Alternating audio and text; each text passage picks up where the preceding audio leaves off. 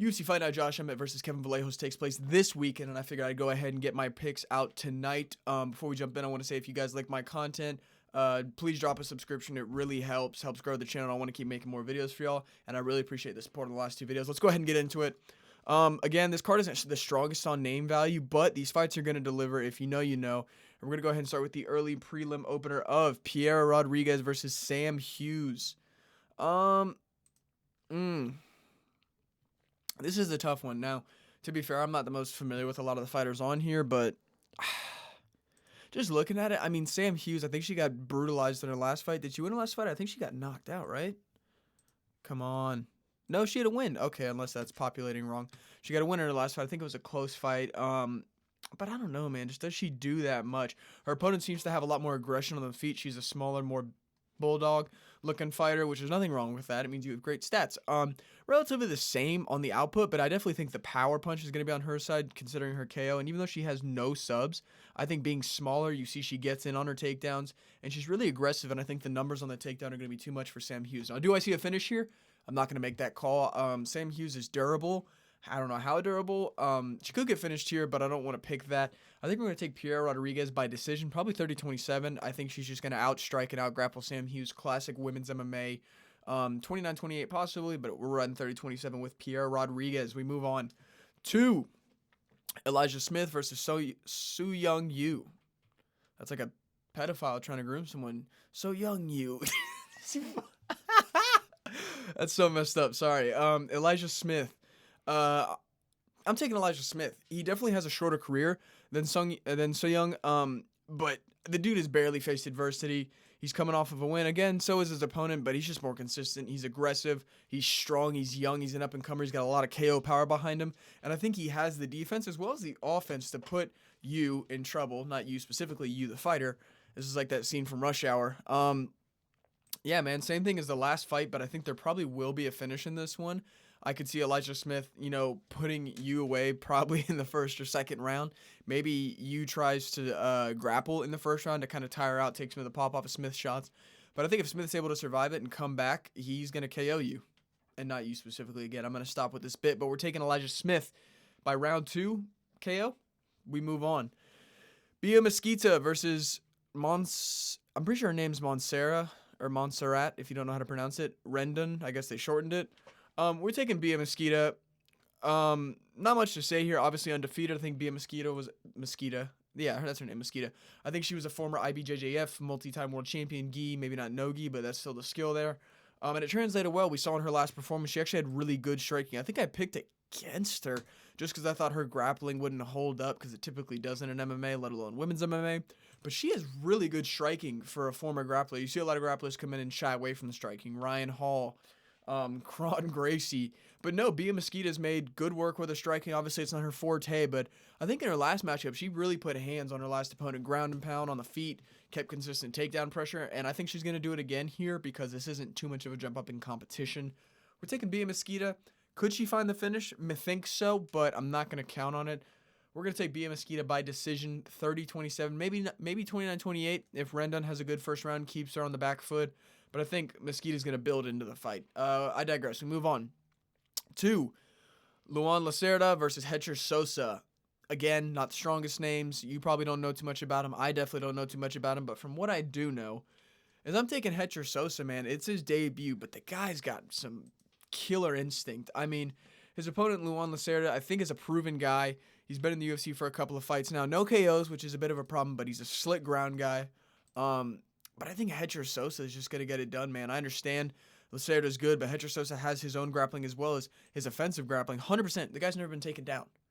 The guy's never been taken down, and Luan Lacerda has 0 KOs. Methinks me go and take Sosa by decision. Luan Lacerda, I mean, he's a good fighter, 13-3, hasn't lost too much. He's obviously got some hands, but not enough to get a KO. He's a black belt. He got it tattooed. That's the most black belt thing I've ever seen.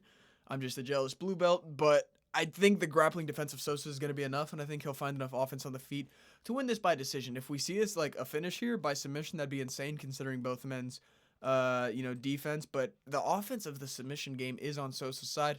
We shall see, but I'm taking Sosa by decision. We move on to Bellagioki versus Manuel Souza.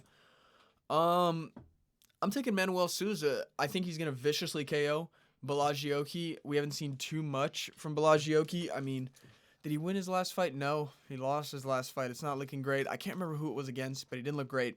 His opponent, Sosa's obviously coming in as a debut guy, but he's looked very good. He's got crazy finishing instinct. It's definitely his KO power. That's what's going to get him the win. Sorry, I kind of jumped off to the side to look at my screen. I didn't realize I wasn't so center. And while Aki has the output, I think Souza's going to find, the game he wants to get off. He isn't really a grappler. He's just going to look for the striking here, and I think he's going to outdo Oki and probably KO him. I understand Oki has output on his side, but even though he looks built, I could see him kind of wilt into the pressure, and Sosa looks like a fucking Mack truck.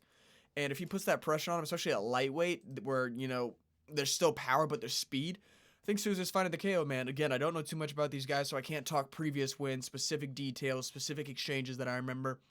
But just off of the context clues that I know, I'm taking Manuel Souza by KO, probably round one. We move on. Mektekbek Oroblai versus Chris Curtis. Mektekbek Oroblai has just got done with his, his most recent hunt. He's now back in his cave. He's ready to take on another fight, and I'm here for it. Chris Curtis, obviously, he's a fun guy. He had that questionable loss against Kopylov. He had not close fight at all against Hermansson. He's had a few fights in the meantime. Some wins, some losses. I think in his last fight it was very close, and I wanted him to get the win after the stoppage against Kopylov, and he got the win, so it's good for him. He's got momentum. But Oroblai's that guy, man. I mean, Chris Curtis couldn't find Jack Hermansson. Hermansson was using fancy footwork and was really, moving his way out of Curtis' shots, frustrating him, and even though my take back, he slumped out Hermansson. It was the corpse of Hermansson. And even though he's not known for really cutting off the footwork too well, he's aggressive and he trods forward, which I think works against Chris Curtis. Chris Curtis is a guy that kind of does the same, but he doesn't have his, a slick defense on the back foot. He's got the Philly shell and just kind of the veteran mind when it comes to defense, but I think in terms of the movement. And Oroblai's a grappler too. Don't think this is going to be an on the feet fight all the time. I think if Chris Curtis has success on the feet, Oroblai's going to go take down. He's going to do it. And I just see him winning this fight. Probably not fit unless Chris Curtis has taken that much damage and he's just that soft, which I don't think he is. I think Chris Curtis is always durable. He's always trying to win his fights. I don't know if Oroblai puts him away, but I think Oroblai beats him by decision. Will it be close? Will it be controversial? Will Chris Curtis cry on Twitter? Yes, because it wouldn't be a Chris Curtis fight without it. But I think, sorry if you can hear my neighbors screaming. They're having a fun time, and I'm not going to chastise them. I think Oroblai gets it done. I think he's going to have really aggressive pace. He's going to walk down Curtis, put takedowns on him. Whenever Curtis tries to get his striking going, Oroblai's going to get in a double, maybe push him up against the cage and kind of sink him down to the canvas. And Oroblai's nasty when it comes to finishing instinct. We saw his Dalby fight. He can take a hit to give one. And I trust in that consistency, even though he's so young in his career. Chris Curtis just doesn't have it anymore, man. He's not the gatekeeper that he once was, and he wasn't a strong gatekeeper at that when he was one. We're taking Oroblai by decision. We move on. Brad Tavares versus Eric Anders. Now, this really is kind of a mix-up. I think people are taking Anders here, and I don't really care about either of them in this matchup. They're both coming off losses. This is kind of a nothing burger. Probably loser gets cut. And as much as Brad Tavares has always been like a decent guy to watch, I think this is probably where we see it happen. Eric Anders obviously tries to use a bit more of his grappling, tries to land strikes. And Brad Tavares, he takes damage, man. I can't remember which one of his fights I saw. I know he got KO'd at one point. It was bad. Both these guys are journeymen in a sense, and I think I just trust in Anders a little bit more. That's really all I can say. There's nothing revolutionary I'm going to tell you that's going to tell you who to pick here, but looking at this, both these guys coming off losses, so I'm not confident in either one of them. But if I were to say, who do you think would crumble quicker, I think I'd say Tavares. I could be wrong. If I get this one wrong, I'm not going to be mad about it. This is like one of the toughest fights for me to pick, but the consensus is Anders, and I'm inclined to lean that way. So we're taking Anders. It'll probably be a boring decision, both these guys. I mean, unless they just go for it, trying to get their careers back and get a KO, I think Anders is going to win via decision. We move on to Steven Asplund versus Vitor Petrino. I am such a huge fan of Steven Asplund. The dude's funny as hell. Titties. He did that after he won his fight. He hit a little with the man boobs. The dude's got crazy high output. He's not the most powerful puncher, but after losing essentially 2 Pantojas worth of weight, that's 250 pounds, you kind of are able to carry your body's like, whoa, we have the cardio to carry around 500 pounds of a human, but we don't weigh 500 pounds anymore. So fat people who lose an insane amount of weight, like the right way, not Ozempic or whatever they are, like Asplin did, I think, they keep that cardio that their body built up just to survive. And I think against Petrino, that helps because Petrino, as much as he's a power puncher, the dude's not great. The dude got put in a sub by Anthony Smith, if I'm not mistaken. The dude took 2.5 rounds to KO Tubby Lardass, whatever his name is, with an uppercut after making it close. I think it was Peterson. I don't remember. Brent Peterson, something like that. That might be another figure. But Petrino, as much as he's a ripped, aggressive Brazilian, he's not the ripped, aggressive Brazilian that we come to know. It's no longer the 2010s, and a lot of these guys don't have the skill. And I just think that's going to play into this. I think Ashplin's output is going to be too much for Petrino. Do I see a finish here? I'm not going to say all that. But I think Ashplin's really good about rolling with shots when they're coming at him. And I think whenever Petrino, when he does, because he couldn't find it against Peterson, I think when he finds a big shot against Ashplin's going to be there. He's got a chin and he's got good roll. He's got, good shoulder roll defense. The fat, it just waves the punch off of him. I'm kidding.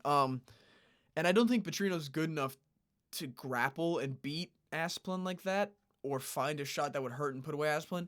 If Asplin loses, it's going to suck because he's such like a fan favorite despite being literally like 1 or 2 fights into his UFC career. But I don't think Petrino's good enough, man. I just don't. So we're taking Asplin by decision. We move on to the main card of Charles Johnson versus Bruno Silva. If Bruno Silva loses this, then we're taking Bruno Silva to become champ. I'm kidding. We're taking Charles Johnson probably by finish. Johnson has really aggressive striking. He's got a lot of popping shots for a 125er, probably because of how big his frame is. And against Bruno Silva, I mean, dude, I saw Almabayev, he kind of cheated. Kopp did it. He kind of cheated. Did Vaughn fight Silva? I don't think he did. But I've seen a lot of Silva fights where he gets his head snapped back, like looking up at the lights just from an uppercut or a hook, sending him to look at his family in the crowd. He doesn't do good, and he takes a lot of damage. I think he's at the tail end of his career. And as much as Johnson did get kind of slept, to be fair. He did get kind of slept, right? Yeah, it was like an early stoppage, and he was pissed. Who was it against? I feel like such a casual. I don't know, but regardless, Charles Johnson is consistently good. The dude finished 2 former champ. Well, I guess he finished Joshua Van, who became a champ, and he finished Loner Kavanagh, who just beat a former champ and is honestly probably champion material. I'm gonna trust in Charles Johnson consistency. I think after that loss, I think he said that was the first time he'd ever been slumped out cold in his career, and he's pissed. He wants to get it back. Energy. And I'm riding with Charles Johnson, man. Bruno Silva, you're good, you're entertaining, but I think you're a bit past your prime. You're too small. Johnson's going to have the wrestling, and he has really aggressive, fast striking, and I don't think you're going to have what it takes to beat him. We're taking Johnson probably by decision, but I could definitely see a later rounds, probably 2-3 KO, TKO. We move on to Marwan Rahiki versus Harry Hardwick. I'm just going to say it right out the gates. I know nothing about Marwan Rahiki except he's good. I don't know who he's fought. I don't know what his game is, but I know he's undefeated. I know he's good. But I know who Harry Hardwick is because I've been a fan of his brother, George Hardwick, since, 2020?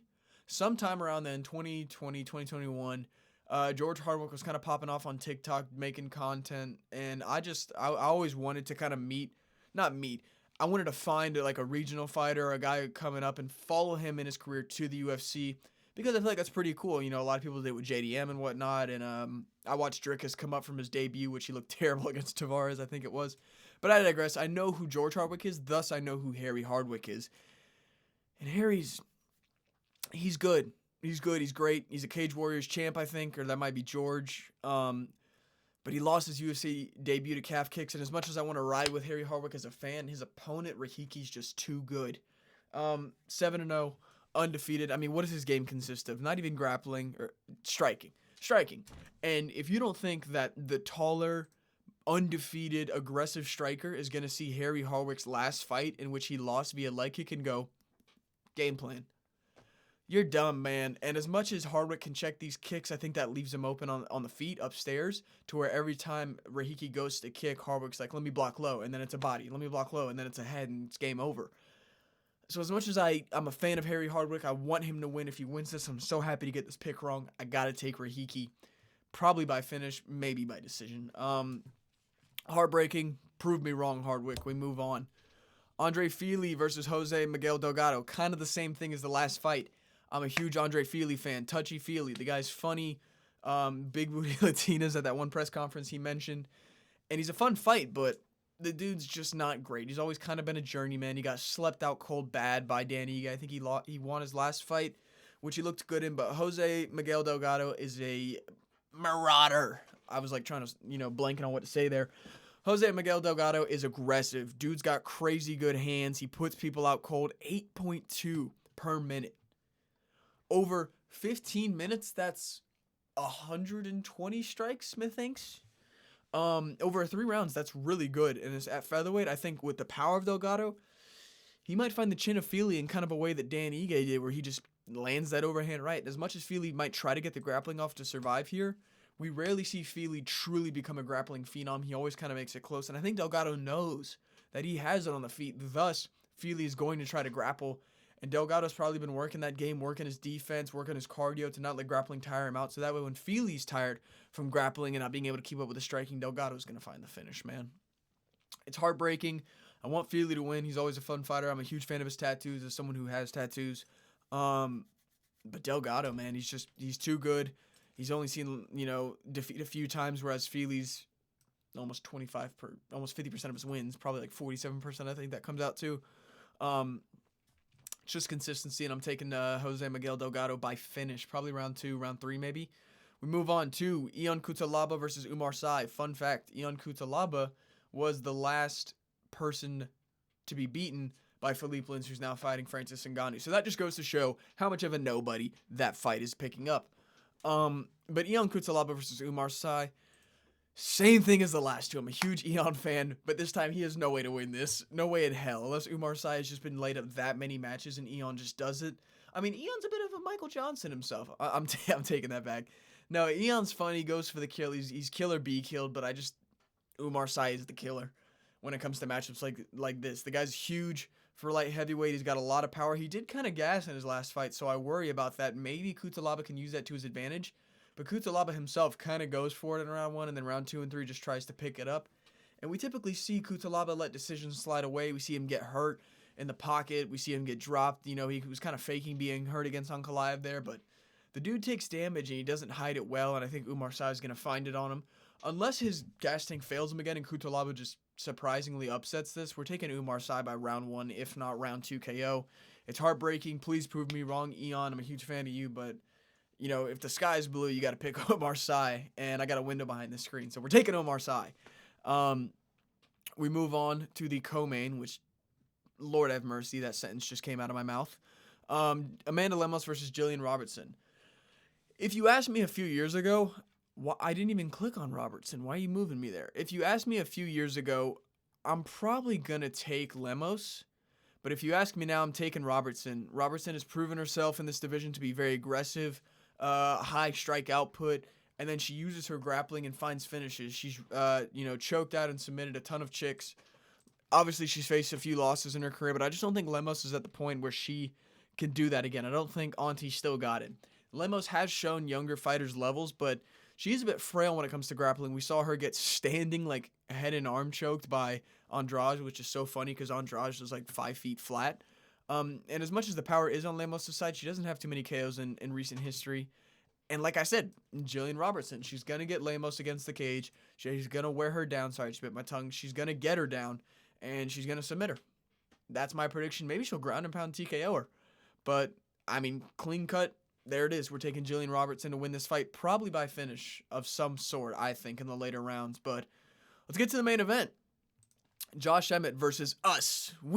Kevin Vallejos. I'm a huge fan of Vallejos. I'm a fan of Emmett, too. The guy is essentially a BMF in itself at featherweight. The guy's taken on some of the toughest people, taken some of the most brutal beatings in history. And some of these stats aren't loading, but this is the fight that I should know the most about. So I digress. We're taking Vallejos to win. But I don't know to what degree. I guess my computer was lagging, and that's why it wasn't loading. Because Josh Emmett, he's durable. He's very durable. He's like one of the first guys. I think he might be the only guy to go 5 rounds with Topuria and not get finished, but he got brutalized. But he's a consistent, decent guy. I mean, he loses fights to the best of the best. We saw against Yair Rodriguez, but he beats guys just outside that, like Bryce Mitchell. But Kevin Vallejos ain't no Bryce Mitchell. Kevin Vallejos ain't no guy outside the ranking. Kevin Vallejos was the guy who almost beat Gene Silva before Gene Silva fought Diego Lopez. The dude's got credibility. He's got power. We saw it against Chikedzi with his spinning elbow. He's got creativity. He can make shit up on the fly. He can find those situations where, oh, I'm kind of off to the side in this sequence, but my opponent's circling out. Boom, spinning back fist. You don't see that from a lot of fighters. He's got very quick mid-fight thinking, and I like that against a guy like Emmett, because Emmett is predictable. We saw it against Topuria. First round, it was competitive. Emmett was kind of dogging it out. You were looking for that overhand right. But once Topuria found his range, his timing, and his habits and his ticks, he just lit him up for the rest of the fight. And I think Vallejos is going to do the same.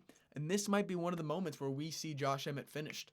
I think Vallejos is probably going to do what Topuria couldn't, but I think it's probably because Topuria's damage. Vallejos is just going to outpace Emmett, and more than likely it's going to go to a decision, but don't be surprised if Vallejos is the first guy to take Emmett's chin, like genuinely. I know Stevens did a long time ago, but within recent years, with Topuria taking this dude 5 rounds, I don't know who finishes him at featherweight right now. But Vallejos might be that guy, dude. I think Vallejos could find his chin. If not, he's going to brutalize him over 5 rounds. Josh Emmett might have some success. Maybe Vallejos has some gas tank problems, but we're going to trust in him because I don't think so. What else can I say? We will win. Emmett just hasn't looked great, man. He's never been able to get his wrestling off against guys who have really good movement. Vallejos has really good movement. He knows how to circle away from opponents coming at him. The dude is just well-rounded for how young he is in his game. I think he's 24. He's, a handful of years older than me, doing a hell of a lot better than me. And Emmett just hasn't shown that he's still got it. He's declining. At one point, he was, one of the top guys. I don't know if he ever got a title shot, but he was always right there with it. But he's kind of declining, man. And I'm just kind of restating things here, so I'm going to go ahead and wrap up. But we're taking Kevin Vallejos by decision, but don't be surprised if he's the one who cracks Emmett's chin in this day and age. Pause. Thank you all so much for watching. Again, thank you so much for the support on the last 2 videos. They've been great. If you haven't seen them, go check it out. Drop a subscribe, like, comment. Let me know who you got in the main event tonight. Let me know if there was any picks that you kind of disagree with. I'm totally open to last-minute pick changes if maybe I didn't do my research as well and I see someone make a really valid point. Again, I'm yapping. See ya.